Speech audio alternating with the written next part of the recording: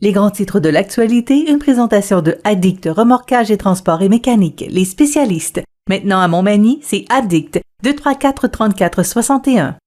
Addict Remorquage et Transport, des professionnels qui peuvent vous aider dans une situation d'enlisement ou simple remorquage. Grâce à ses équipements de haute performance, Addict, c'est aussi le service de transport de tout genre et de mécanique. Maintenant à Montmagny, c'est Addict Remorquage et Transport au 234-3461.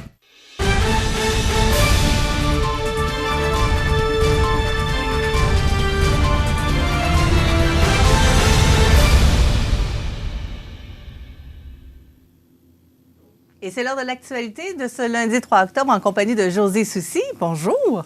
Bon matin, comment vas-tu? Une première? Eh oui, une première. Et ça va être une grosse journée, mais pas nécessairement juste pour moi. Je pense que c'est une grosse journée pour tout le monde. C'est enfin le jour J, le jour des élections, le jour où les gens vont voter. Bien entendu, il y a des gens qui ont été votés avec le BVA, Bureau de vote par anticipation. Quand même, le quart de la population éligible au vote qui a profité de... Puis je pense que c'est de plus en plus, je pense à toutes les années maintenant, là, plus qu'on avance, là, il y a davantage de gens là, qui vont voter le BVA, on dirait, pour se débarrasser de ça. En même temps, c'est excellent pour les machines. Pourquoi? Parce que lorsque les gens vont voter par le BVA, c'est sûr que s'ils veulent changer d'idée, ils peuvent plus changer d'idée. Ils peuvent plus cogner à la porte du DGA et dire « Ouais, je me suis trompé, je peux-tu revoter? » Non, c'est terminé complètement. De sorte que c'est très, très important pour les machines électorale de tous les partis, bien entendu, de faire sortir le vote la journée du BVA. Et là, aujourd'hui, je pense que ça va sortir quand même en grand nombre.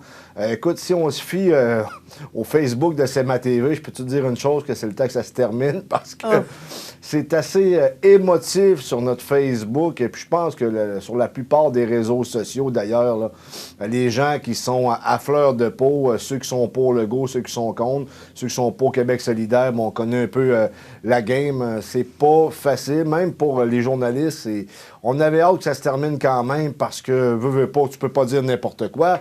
Parce que si tu dis une chose, tu vas te faire accuser de prendre pour un parti, alors que tu dis d'autres choses, c'est la même chose. Ça fait que je pense que pour tout le monde, c'était réellement le temps que ça se termine. D'ailleurs, demain, on va en parler amplement. On va voir les résultats. Est-ce qu'on va avoir un... c'est sûr qu'ici, on va avoir un nouveau député, dans le sens que Marie-Ève Proulx ne s'est pas représentée, mais est-ce que ça va être Mathieu Rivet? Est-ce que ça va être Frédéric Poulin ou peut-être les autres? J'en doute fort, mais quand même, ils ont leur chance. On ne sait pas ce qui peut y arriver, mais visiblement, ici, ça semble se jouer entre les conservateurs et la Coalition Avenir Québec, mais ça reste à suivre. Et d'ailleurs, peut-être un petit mot pour chacun des candidats qui s'est présenté. Là, je te dirais que généralement, je tiens à les féliciter personnellement de s'être prêtés au jeu. C'est pas facile, surtout à l'époque des réseaux sociaux, comme je l'ai dit précédemment. Tu te fais insulter facilement. Je veux dire, on dirait que sur Internet, les gens pèsent toutes et tous 300 livres. Ils font 20 pouces de tour de bras. Ils ont tous l'air d'Hulk Hogan, mais quand t'arrives et t'es vois en réalité, tu m'as dit ça, Bon, c'est sûr que c'est un peu plus facile. Mais quand même, un bon mot pour chacun qui a voulu se présenter. Je vais commencer par les deux Sylvain Cloutier de l'équipe autonomiste. C'est pas facile de se présenter pour un tiers parti, mais quand même, le fait qu'il ait voulu se présenter, je pense que c'est CMA-TV, on lui a donné une place parce qu'il le méritait, il le voulait. D'ailleurs, il s'était prêté au jeu de mettre des pancartes sur les poteaux. Quand même, félicitations pour Sylvain Cloutier. Bon, il a envoyé quelques communiqués aussi. Absolument, il a envoyé 2 ou 3 communiqués, je pense, puis il a été quand même actif. Il a même envoyé plus de communiqués que le Parti libéral. Ça, c'est un autre game. Mais parlons de Sylvain Lemieux. Sylvain Lemieux, qui est vraiment pas un candidat comme les autres, qui fait vraiment people, qui fait du peuple, mais en même temps, ça a été rafraîchissant de le voir, parce qu'il a amené des bonnes idées que aucun autre candidat a amené, notamment là, de mettre sur pied une abattoir de petits gibiers. J'avais jamais entendu ça, mais semblerait-il qu'il y aurait une demande pour ça. Il n'y a aucun autre candidat qui s'est positionné sur cet enjeu. Ensuite de ça, je vais aller à Frédéric Poulin. Première campagne électorale au provincial. Il y avait déjà maire de l'Île-aux-Grues. Il y avait quand même une bonne machine. Il était bien entouré, on va se le dire. Ils ont été quand même efficaces. On va lui souhaiter la meilleure des chances. C'est un agriculteur. Je pense qu'avec le dossier du pavillon de médecine vétérinaire, je pense qu'il a parlé à beaucoup de gens. Bonne chance, M. Poulin, pour ce soir. Mathieu Rivet, il faut quand même en parler de Mathieu parce qu'il est arrivé à la dernière minute. Il a quand même fait une bonne campagne. Je présume qu'il a appris beaucoup sur le terrain parce que c'était une première. C'est un gars qui gagne à être connu. Je pense que tu le connais très bien, d'ailleurs, Marie-Ève.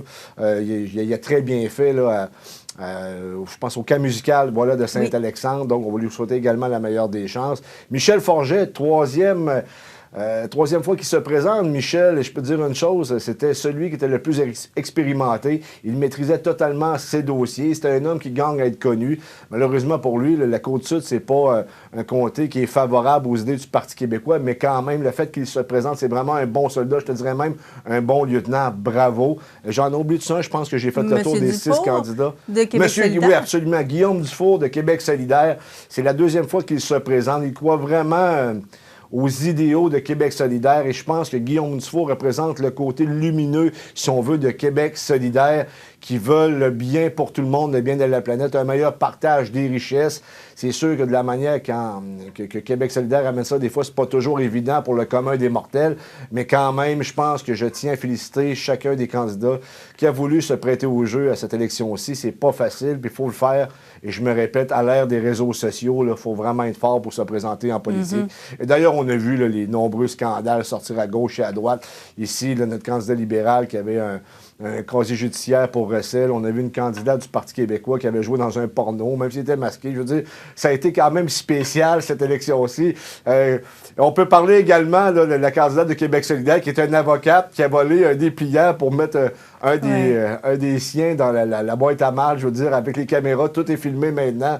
Je veux dire, on a vu toutes sortes de choses, mais heureusement, ça se termine aujourd'hui. Là. Oui. Et demain, on va faire le résumé, bien entendu. Ensuite de ça, on va voir comment ça va aller. Est-ce qu'on va avoir un gouvernement majoritaire, un gouvernement minoritaire?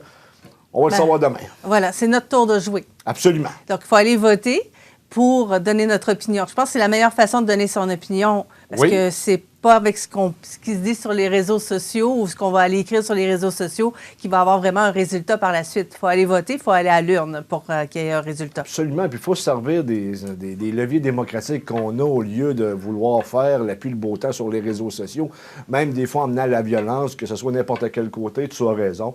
Aller voter en grand nombre, je pense que c'est une élection quand même assez importante. Pour notre part, on sera ce soir dans différents endroits pour prendre les réactions. Et demain, d'ailleurs, on vous attend sur les ondes de CMA TV. Le candidat élu dans le Côte-du-Sud sera sur place. Absolument. On ne peut pas passer à côté. On parle beaucoup d'énergie. On parle de l'électricité, mais on parle aussi de l'essence. Beaucoup ces temps-ci, ça fait réagir encore une fois. Bien, tu comprends bien que la semaine dernière, j'étais content. J'ai dit, hey, l'essence a baissé, elle est à 1,54 quelque, je pense. Là. Jean, corrige-moi si je me trompe. 1,55 avec des pécatilles comme d'habitude. Et là, maintenant, depuis, je pense, la fin de semaine dernière, c'est monté à 1,64.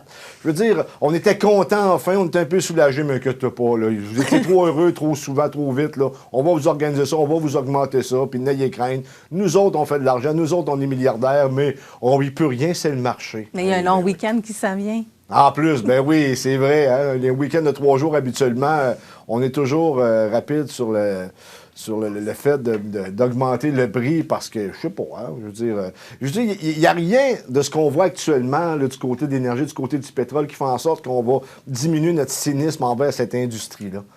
Là, je ne vais pas embarquer dans le fait que ça pollue ou pas. Là, on le sait que ça pollue, mais je veux dire, là, les gens, là, ils en ont jusqu'ici. Là, ils ont de la misère à arriver. Je pense qu'il y a des endroits, des entités qui sont milliardaires, archi-milliardaires, qui pourraient peut-être penser au peuple au lieu de penser aux actions. Mais ça, j'en demande possiblement trop. Sinon, José, est-ce que vous avez remarqué cette fin de semaine du côté du Rouge et Or, il y a un annonceur qui a fait parler de lui, pas pour les bonnes raisons? Ah, je ne sais pas, je ne suis pas au courant du dossier. L'annonceur du Rouge et Or a fait des commentaires politiques. Et évidemment, ça a été décrié. Il a parlé contre 2 partis politiques. Et on s'est dit, ce qui est sorti de tout ça, c'est que c'est pas la place. Un annonceur maison, un annonceur dans les sports, c'est pas sa place de faire des commentaires politiques, même si ça se veut une blague. Je sais pas, réellement, j'ai pas entendu ces commentaires, mais en même temps, avec les 2 dernières années qu'on a passées, là, comme je te dis, c'est réellement temps que ça se termine parce que, je veux dire, les gens ne voient plus clair. Là. Il y avait jadis des voisins qu'on s'entendait bien, maintenant qu'on s'entend plus bien, puis je pense que c'est généralisé au Québec. Il va falloir qu'après les élections et qu'on travaille collectivement à se réconcilier parce qu'on peut plus ne continuer de la sorte. Là. J'ai jamais vu la population aussi divisée qu'à l'époque du référendum de 95. Imagine-toi en 95 si les réseaux sociaux auraient existé, toi. Ça aurait été terrible. C'est un vivre ensemble de plus en plus difficile avec les réseaux sociaux. Ben absolument, parce que les vérités sortent d'une certaine façon, c'est-à-dire des vérités où maintenant, ce que tu penses, ça sort. Il y a des gens qui ont été blessés par certaines directives de Québec. Il y en a d'autres qui ont voulu, qui ont été blessés également de voir les gens ne pas embarquer parce qu'ils croyaient qu'il allait y avoir une catastrophe. Je veux pas rembarquer là-dedans. Ça a été très difficile, mais il va falloir se réconcilier. Il va falloir qu'on réapprenne à se parler. Et ça, je pense que ce ne sera pas une chose facile. Et c'est l'après-pandémie. Il ne faut pas se le cacher. Ça aussi, ça a créé beaucoup de situations différentes. On était près de certaines personnes, on les a moins vues, on était plus sur nous, axé sur nous-mêmes. On dirait qu'il faut réapprendre à vivre en société. Ah oui, absolument, parce que j'ai fait 2 années de télétravail quand même. Là. Oui. Et lorsque tu reviens, ben là, c'est tel que tel, vous êtes gentil ici. Mais habituellement, c'est sincèrement que tu es habitué à vivre ta routine, puis je suis pas tout seul là-dedans, tu reviens dans le monde, tu reviens à échanger. Ben pour moi, je pense que c'était réellement le temps que je reprenne contact avec les gens, là. Mais pour d'autres, là, il y en a vraiment que ça leur tente pas de revenir au travail. Ils étaient bien chez eux, là, puis notre bonne gang, là. En tout cas, qu'est-ce que tu veux que je te dise? C'est la vie qui suit son cours. Il y en a un qu'on voudrait qu'il soit un petit peu moins là, lui, c'est du côté de la Russie. Vladimir Poutine? Vladimir Poutine, on aimerait qu'il s'implique un peu moins. Hein? Ben là, je veux dire, ils ont réussi à annexer 4 régions de l'Ukraine, de sorte que l'OTAN est contre, bien entendu. Et là, le président ukrainien veut que l'Ukraine devienne un pays de l'OTAN le plus rapidement possible, de sorte que si tu attaques un pays de l'OTAN, tu attaques tous les pays ensemble, parce qu'ils ont comme un pacte de solidarité, je ne sais pas le bon terme, là. Sauf que on n'est pas rendu là. Tu comprends? C'est de la politique internationale, puis on prend de l'argent, on finance l'armée ukrainienne, je parle des pays occidentaux, pour faire la guerre, alors qu'on ne fait pas la guerre directe, mais qui sert de chair à canon à ce moment-là? C'est les Ukrainiens. Je pense qu'encore une fois, on devrait s'asseoir et se parler. On a une organisation qui s'appelle l'ONU, on a le Conseil de sécurité où les Russes ont un droit de veto, comme les Américains, les Chinois, puis je pense que c'est les Anglais ou les Français, je ne suis pas certain. Il faut réapprendre à se parler. Je veux dire, on est sur le bord de... Ben, je pense pas que ça arrive, mais il y a quand même des risques d'une guerre nucléaire.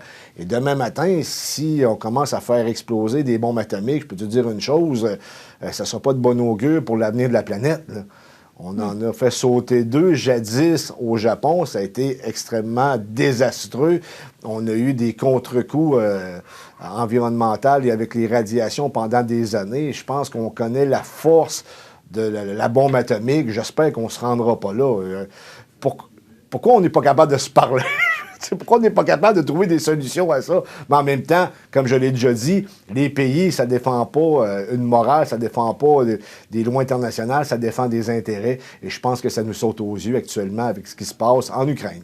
Et si on y allait avec une nouvelle positive? Oui, absolument. Je pense que ça nous ferait du bien réellement. Ouais. Avec le Fab Lab de Saint-Just de Bretonnière? Oui, mais c'est vraiment une bonne nouvelle parce qu'on en avait un à Montmagny qui avait été instauré en 2019, je pense, et ça a très bien fonctionné. Là, on a toutes sortes de choses à faire là-bas. On a des ordinateurs, de la robotisation, on peut travailler du bois, on peut faire de la couture, on peut même faire pousser des plantes dans des serres intérieures. Ben voilà que Saint-Just-de-Bretonnière est rendu avec son Fab Lab pour les gens du sud de la MRC de Montmagny. C'est réellement une bonne nouvelle parce que c'est des activités très rassembleurs. Puis je te dirais une chose, Marie-Ève, c'est que les gens, t'as des plus jeunes, t'as des plus vieux, ils viennent par se parler, je veux dire, pour une expérience intergénérationnelle, voilà. Oui. Je pense que c'est réellement réussi de ce côté-là. J'espère qu'on va en avoir plus sur le territoire ou même ailleurs en région parce que c'est extrêmement populaire, prisé et ça te permet d'avoir accès à la technologie que tu n'aurais pas chez vous. C'est vraiment pour tout le monde, là. Absolument, c'est vraiment pour tout le monde, puis il y en a pour tous les goûts, puis c'est vraiment intéressant. Tu as toujours un surveillant, d'ailleurs, qui est un peu un touche-à-tout là-bas, là, qui va te dire, qui va t'orienter vers tes intérêts, mais écoute, c'est de toute beauté, puis c'est de plus en plus populaire, comme je le dis, puis je souhaite également qu'il y en ait d'autres éventuellement ailleurs, peut-être au Kamouraska, ou peut-être même à Lillet, parce qu'on a réellement besoin de ça, puis comme je te l'ai dit, mais les technologies, des fois, qu'on se sert dans un Fab Lab, on n'a pas nécessairement ça à la maison, là, tu comprends? Là, un ordinateur de 3 000 à 4 000 pour faire de la programmation, là, je veux dire, tu ne vas pas chercher ça en claquant des doigts. Là. Mais ce que j'ai trouvé intéressant, c'est que oui, il y a tout le côté informatique, mais il y a le côté aussi un peu plus manuel, oui, c'est ça, fait, parce oui. qu'il y a des surjeteuses, il y a des machines comme ça qui sont utilisées pour les choses plus, comme je dirais, plus concrètes peut-être. Ben, tu vois-tu, à l'école, moi, je me suis orienté, par la suite, ça a pris du temps vers le journalisme. C'est quelque chose d'intellectuel, alors qu'il y en a d'autres que c'était manuel. Il y en a qui sont devenus garagistes, il y en a d'autres qui sont devenus machinistes. Et on en a Chacun, il besoin. voit selon ses intérêts. Là. Et merci beaucoup, José Soucy. Je vous souhaite une belle journée. Alors, on suit bien sûr les élections aujourd'hui pour vous. Demain, il y aura chronique l'éducation au cœur de notre région avec Jean-Marc Jean, directeur général du Centre de services scolaires de la Côte-du-Sud, et Ayette Laourie, qui est présidente du CA. Bien sûr, Michel Momigny sera de retour pour l'émission Bonjour Côte-du-Sud. Et on recevra, oui, le député élu dans Côte-du-Sud. Mais d'ici là, c'est votre tour de faire votre devoir de citoyen et d'aller voter. C'est ce qui complète l'émission de ce lundi 3 octobre. Bonne journée.